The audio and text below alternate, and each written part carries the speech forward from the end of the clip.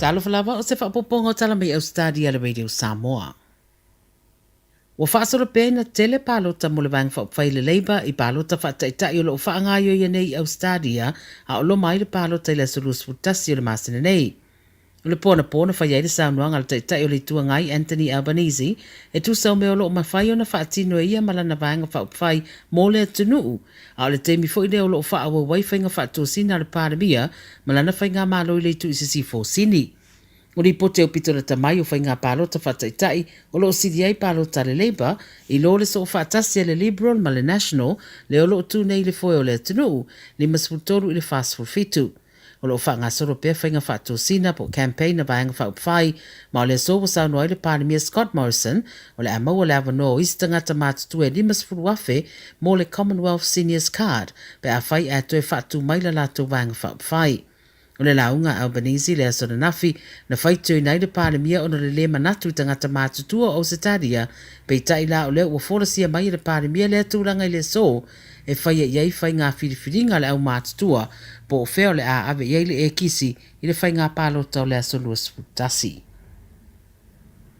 Mo whautua ina mātua e Ausetalia I le so ia sila I tūlanga o lamtianga o le whanau e meisela wafo I pepe pe a whai e inu mia pe folo ina se vaenga o waila au wha mamalima po hand sanitizers. Wha meile soi fua maraloina ia tautua nā mātua wha mamau ese sanitizers mai no fuanga I eita maiti e meise pepe ma ia wha e tete fo I le tele o le waila au e wha o ngā mo le wha maino limo le whanau. Pai meile lapta inga ia mauti noe mātua, ma e o loo waia tamaiti o loo iai waila au o loo ngao sia mai ai ia o loa, ma e malolo si fo inisi o nei waila au. Pai meile soifua maloloina le teimele te tele o le pepesi o le wha mai, e se lau ono se furu wha, wala au maufe so soani I tūlanga wā awhiai ona o hand sanitizers. O le lua awhirua sifuru na liputi ai le teni titi ono tau sanga, wa o nai le waila au e masaromia, e meile sanitizer le asa wha o ngā,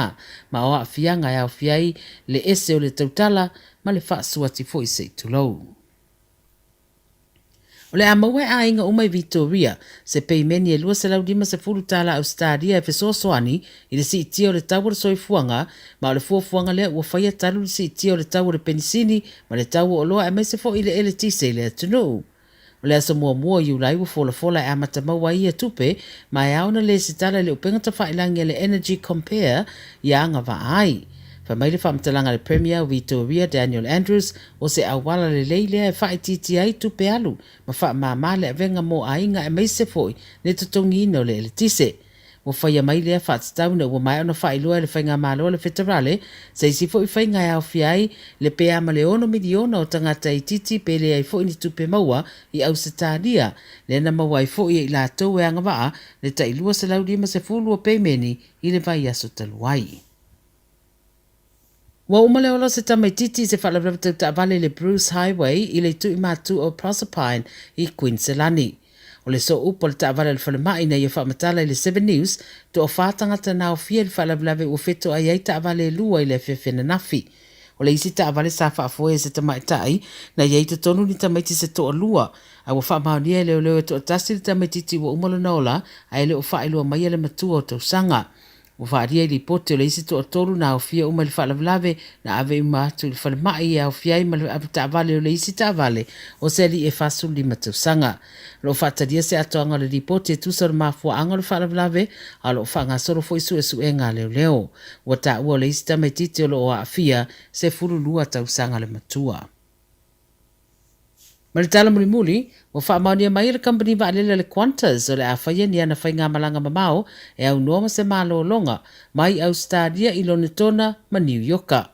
Wali potia le toe oka o isi I tu ai ngā wa alele fōu le Airbus A350 to 1000 a le company wa alele e iai matane wha o popo mo le penisini a wā ia whainga malanga e se furu walu I le lua se furu I tu la le umi. Pai mai ua fuafua e amata I le lua awhilua sefururima, ma ua tā ua le ofisa sili, Alan Joyce, e le o toe mamao e mawhailoa o na malanga tangata I se malanga e na o le tasi lava, mai Ausetalia I so se a ai o le lalangi, mai mawhai o na whaatino ia whai ngā malanga, I tu ai ngā wa le fōu ua whai a whaapitoa, mo whai ngā malanga o umi whaapea. O fola fo I le company e whaatawina nisi o ana wa le fōu e wha, e sui ai isi wa le whatever, mai amata wha o ngā I le tausanga fōu. mai mana mia peo na io ina vaenga e anga iei wha mtaranga a whainga malanga ia masira sira foile regulator I tūlanga e pei o le saunga le mua lau whainga ruenga ma pasese I le umbia ma whai o na anu ai le va lele e au no ma se malo longa. O tala ia le radio Samoa mai Ausetalia mo le nei fo i aso.